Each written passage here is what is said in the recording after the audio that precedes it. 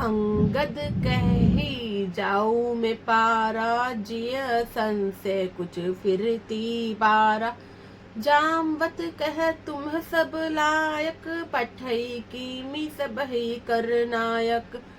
ये पंक्तियां रामचरितमानस के सुंदरकांड के किशिकंद पाठ के दोहे से ली गई हैं। इसमें अंगद जी कहते हैं कि जब वानर सेना में चर्चा हो रही थी कि समुद्र पार करके कौन जाएगा, ये प्रश्न उठ रहा था, तो मैं उस समय अंगद जी कहते हैं कि मैं समुद्र के उस पार जा सकता हूँ, लेकिन मेरे मन में थोड़ा सा डर लग रहा है, थोड़ा सा संदेह है, क्या मैं वापस आ पाऊंगा। अंगद कही जाऊं मैं पारा, जिया सन से कुछ फिरती बारा। अंगद को डर है कि अगर मैं चला गया तो क्या मैं वापस आ पाऊंगा। यही डर हमारे जीवन के अंदर होता है। यही जब जब मुसीबत आती है, जब जब जीवन के अंदर परेशानियां आती है, तो हमें भी लगता है कि हम जोश में कहते हैं हम चले जाएंगे, बट कहीं ना कहीं एक डर होता है, क्या मैं इस कार्य को कर पाऊंगा। यही डर अंगद के दिल में था। तो उस समय जामवत जी कहते हैं, जामवत कही तुम सब लायक, पठी कीमी सब ही कर नायक। तो उस समय जामवत जी कहते हैं अंगद जी से कि तुम बहुत योग्य हो और बहुत शक्तिशाली हो, लेकिन तुम सब वानरों के नेता हो, इसलिए तुम्हें भेजना ठीक नहीं है। क्योंकि नेता का कर्तव्य जो होता है पूरी सेना का मार्गदर्शन करना होता है। आप एक नेता हो, जो पूरी सेना के, जो अंगद जी थे ना, वानरों की सेना के नेता थे।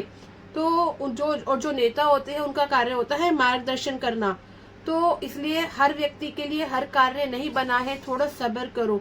तो सुंदरकांड की यह चौपाई हमें जीवन का बहुत ही गहरा संदेश देती है कि जीवन के अंदर हर एक व्यक्ति की अलग अलग भूमिका होती है, अलग अलग कार्य करने का की व्यक्ति को रिस्पॉन्सिबिलिटी मिली होती है।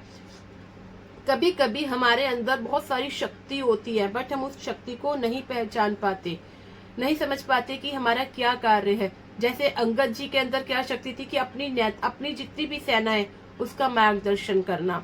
तो बट जामवत जी ने उन्हें समझाया कि हर एक व्यक्ति की अपनी रिस्पॉन्सिबिलिटी है, तुम्हें अपनी सेना को मार्गदर्शन करना है कि किस प्रकार आप वहां जा सकते हो, तो ये कार्य करना है।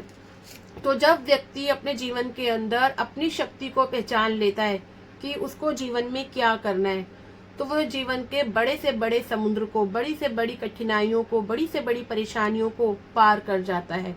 बोलिए जय श्री राम। अब मैं आपको और डिटेल्स में बताती हूँ। रामायण का हर पात्र हमारे अंदर ही मौजूद है। राम कौन है? देखिए, राम है आपकी आत्मा, राम है आपकी आत्मा। हनुमान जी कौन है? आपकी भक्ति, आपकी शक्ति। जामवत जी कौन है? यहाँ पर जामवत जी है ज्ञान, जो आपको मार्गदर्शन कर रहे हैं, आपकी नॉलेज। अंगद कौन है? आपका पोटेंशियल, क्षमता। और समुद्र क्या है? आपके जीवन की परीक्षा, क्योंकि समुद्र बहुत बड़ा है। वो आपकी, इसी प्रकार आपके जीवन में डिफरेंट डिफरेंट परीक्षाएं आती रहती हैं। जब व्यक्ति अपनी चेतना को पहचान लेता है, तो उस व्यक्ति को समुद्र पार करना कोई बड़ी बात नहीं है। वो कठिन कार्य को भी आसानी से कर लेता है। तो यहाँ जो अंगद है जो बताए गए हैं, वो आपका आत्मविश्वास है, आपकी आत्मविश्वास का प्रतीक है कि जब हमारा आत्मविश्वास ही डगमगा जाए तो हम कैसे कार्य करेंगे। जैसे अंगद जाना चाहते थे, बट उनका सेल्फ कॉन्फिडेंस डगमगा रहा था कि मैं जाऊंगा, क्या मैं वापस आऊंगा।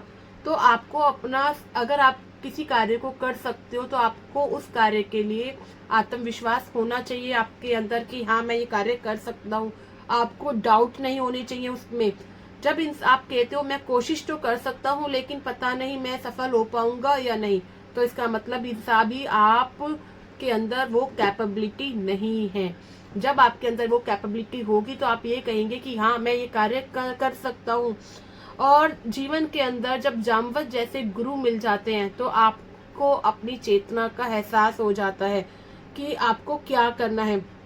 रामायण के अंदर जो समुद्र है वो केवल पानी नहीं है, ये हमारे जीवन की बहुत बड़ी चुनौतियां हैं, बहुत जो हमारे मन की गहराइयों का प्रतीक है।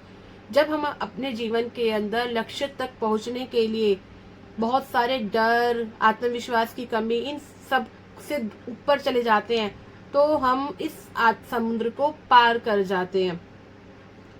तो जहाँ हम यहाँ पे ये संदेश ये देता है कि जीवन की कठिन परिस्थितियों में अपने ऊपर आत्मविश्वास रखें।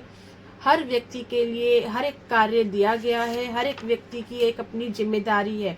जब आप उस कार्य को समझ जाते हैं तो आप समझ सकते हैं कि आपको क्या करना है, क्योंकि जो ईश्वर है ना, वो हर एक व्यक्ति को का जो जन्म होता है एक अलग अलग उद्देश्य से होता है। जैसे मान लीजिए किसी को नेता बनना है, किसी को संदेशवाहक बनना है, किसी को रक्षक बनना है, किसी को मार्गदर्शक बनना है।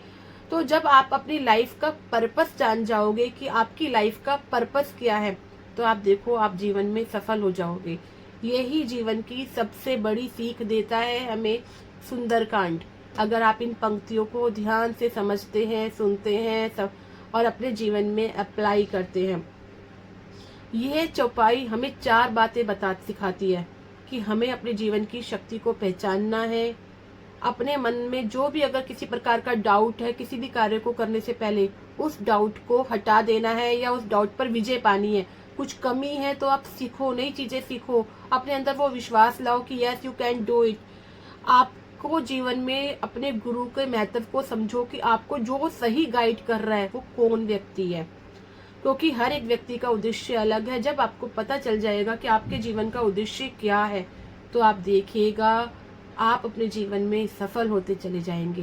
बोलो जय श्री राम।